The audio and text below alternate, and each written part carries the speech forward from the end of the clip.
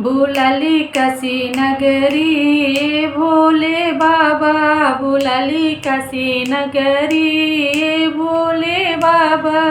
रौरी नगरिया में गंगा बहती है, रौरी नगरिया में गंगा बहती। लगाई भी रोज डुबकी भोले बाबा, बुलाली काशी नगरी ए भोले बाबा।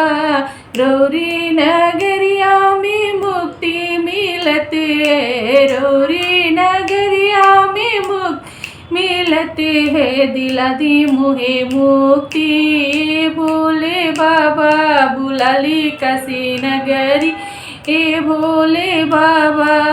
रौरी नगरिया में गौरा रहते, रौरी नगरिया में गौरा रहते। खिलले गोद गणपति भोले बाबा, खिलले रोज गणपति भोले बाबा। बुलाली काशी नगरी भोले बाबा, बुलाली काशी गरी भोले बाबा। रौरी नगरिया के अजबे नजारा, रौरी नगरिया के अजबे नजारा। घुमा दी काशी नगरी भोले बाबा, घुमा दी काशी नगरी हे भोले बाबा।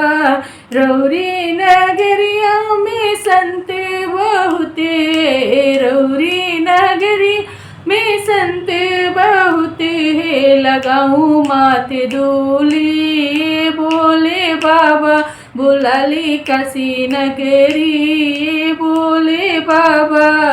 काशी गई से विपत्ति मिटत है, काशी गई से विपत्ति मिटत है। मिटाई मोरी विपत्ति भोले बाबा, बुलाली काशी नगरी भोले बाबा, बुलाली काशी नगरी ए भोले बाबा।